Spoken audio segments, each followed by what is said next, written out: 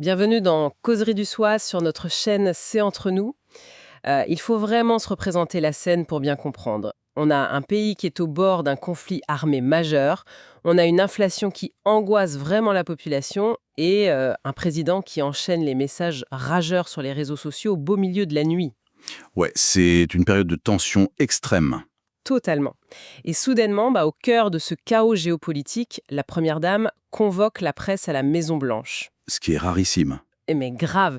Et pas pour parler de la guerre, hein. Pas pour rassurer la nation, non. Elle vient pour nier formellement, face aux caméras, avoir un jour traîné avec un criminel sexuel décédé. Je veux dire, c'est le genre de moment où le paysage médiatique devient si absurde qu'il en devient fascinant. C'est clairement un point de rupture dans la communication institutionnelle.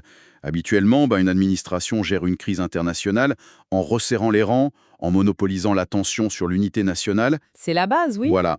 Et là, on assiste à une dissonance spectaculaire. Et d'ailleurs, parce que nous allons naviguer aujourd'hui dans un véritable champ de mine, impliquant des figures politiques majeures, de la droite comme de la gauche, et des affaires judiciaires extrêmement sensibles liées au réseau de Jeffrey Epstein et Ghislaine Maxwell, il faut poser un cadre clair. Tout à fait. C'est le moment de notre petite mise au point habituelle. Exactement. Notre but ici n'est absolument pas de prendre parti, de valider les rumeurs ou d'endosser une quelconque idéologie politique. Nous allons faire un travail de dissection pur et simple. Nous prenons les documents originaux, les transcriptions officielles et les analyses factuelles. Et on regarde simplement comment la machine à fabriquer l'information fonctionne de l'intérieur pour informer ceux qui nous écoutent. C'est super important de le rappeler. Et en termes de sources, on a empilé du lourd aujourd'hui. Des articles de The Guardian, de CBS, de The Independent, mais aussi des analyses linguistiques issues de forums Reddit, des rapports juridiques de Pointer et bien sûr la transcription officielle. Ok, décortiquons tout ça. Je t'écoute. Avant d'analyser les incohérences, il faut juste établir les faits.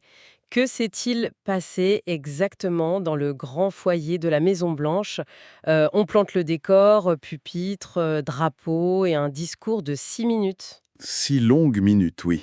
Et elle affirme n'avoir jamais été amie avec Epstein, elle dit n'avoir jamais visité son île, jamais mis les pieds dans son avion, et surtout, elle dément que ce soit lui qui l'ait présenté à son mari. Elle dénonce aussi ce qu'elle appelle des mensonges infondés, motivés par des intérêts politiques et financiers, genre des gens qui essaieraient de grimper sur son dos. Ouais, elle est super défensive, mais le truc marquant, c'est à la fin.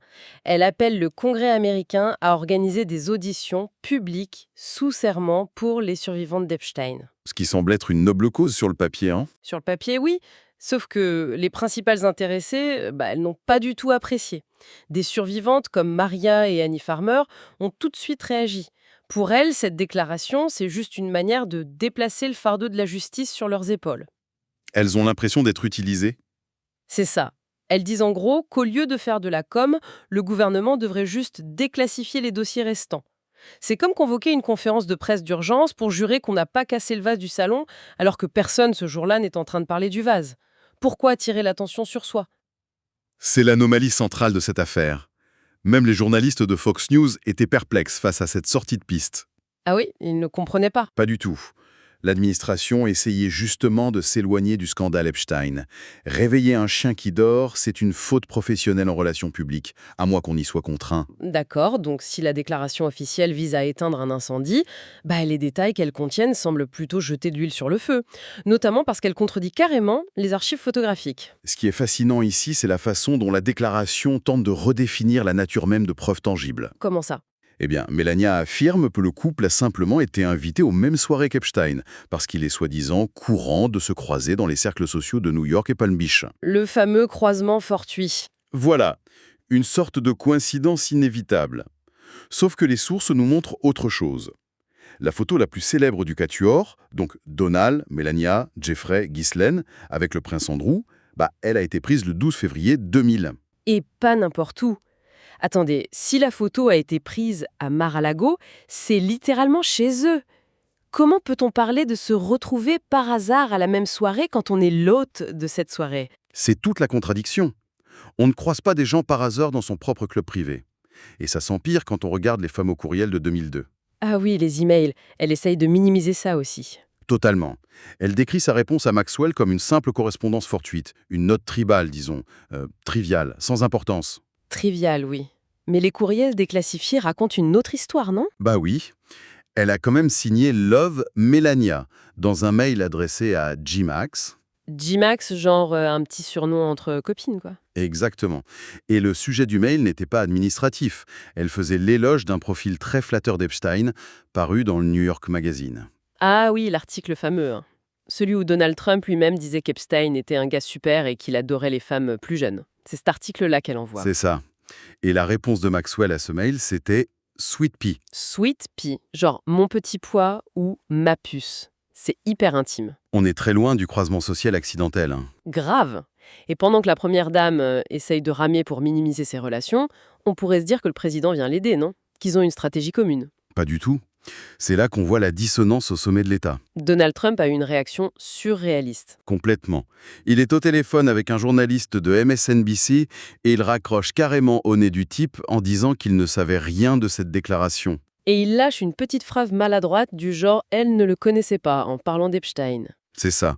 Ce qui a obligé l'équipe de communication de Melania à pédaler dans la semoule juste après pour dire non, non, le président savait qu'elle allait parler, mais il ne connaissait pas le sujet exact. C'est dingue. Pendant ce temps-là, le président, il est introuvable physiquement, mais il est frénétique sur les réseaux sociaux. Il y a un contraste d'agenda qui est frappant. Il passe son temps à attaquer les critiques de sa gestion de la crise en Iran. Il insulte Tucker Carlson, Megyn Kelly, Alex Jones en les traitant de gens à faible QI.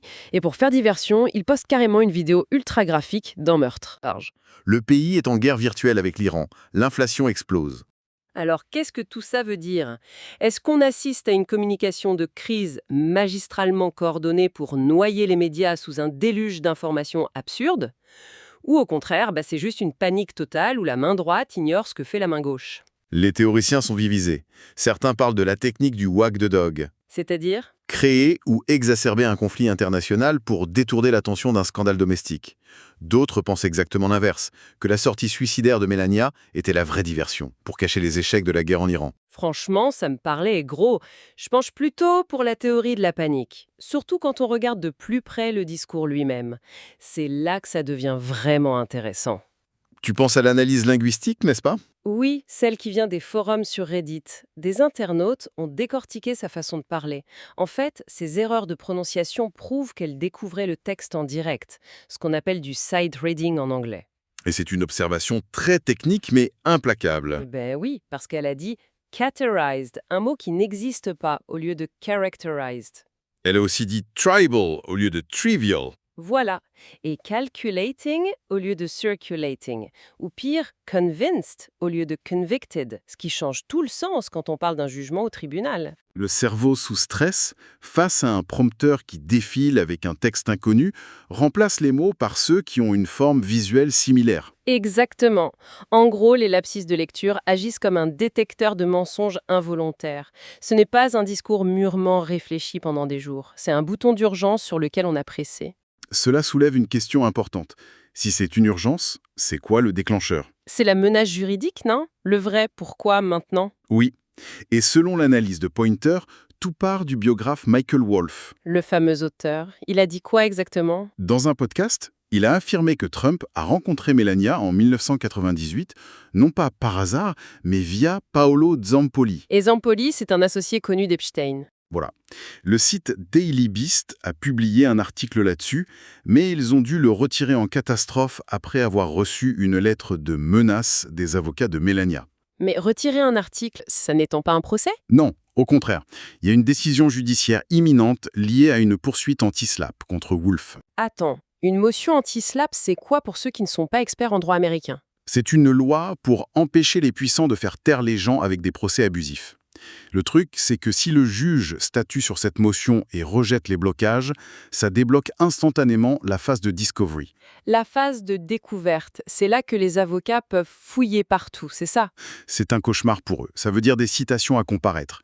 Ils pourraient exiger de voir les courriels, les agendas, et même forcer l'entourage de la Maison-Blanche, y compris Melania, à témoigner sous serment. Ah, je comprends. Donc l'urgence de devancer ça, d'arriver en premier devant les caméras, ça explique pourquoi on prend le risque de s'associer publiquement au nom d'un criminel sexuel. C'est fou. On appelle ça l'inoculation en gestion de crise. On donne une petite dose du poison, la version édulcorée du croisement mondain, pour essayer de vacciner l'opinion publique avant que la vraie bombe judiciaire n'explose. C'est cynique, mais très bien pensé. Enfin, mal exécuté avec le prompteur, mais l'idée était là. Et ça montre bien à notre auditoire pourquoi s'intéresser à cette histoire. Pourquoi, selon toi? Parce que ça illustre parfaitement comment l'information moderne est manipulée. En écoutant notre analyse aujourd'hui, le public a pu voir comment on croisait des petits indices apparemment sans lien. Une vieille photo d'un côté Un lapsus sur un prompteur de l'autre. et un agenda judiciaire caché à New York. Voilà, mettre tout ça ensemble, ça permet vraiment de percer la fumée des relations publiques officielles. C'est essentiel de garder cet esprit critique, ouais. Je voudrais juste conclure avec une petite piste de réflexion pour ceux qui nous écoutent. Un truc un peu provocateur. Vas-y, je t'écoute. On l'a dit au début, Melania a exigé avec insistance que le Congrès entende publiquement les survivantes d'Epstein sous serment. Elle pensait clairement s'en servir comme d'un bouclier moral, genre « regardez, je suis de leur côté ». Une posture classique de défense. Oui, mais imaginez un peu la suite. Que se passera-t-il si le Congrès la prend au mot? Si ces mêmes survivantes utilisent cette plateforme officielle devant la nation entière pour décrire sous serment les détails de ces cercles sociaux très fermés que la Première Dame tente désespérément de fuir? Ce serait l'arroseur arrosé dans des proportions historiques. Exactement. Elle a peut-être ouvert la boîte de Pandore sans le vouloir. Bref, toutes les sources sont sur la table, on a tout décortiqué pour vous et c'est désormais à vous de tirer vos propres conclusions. Restez curieux, vérifiez les faits. Merci de nous avoir suivis pour cette plongée au cœur de l'information. On se retrouve très vite. Bonne soirée sur C'est entre nous.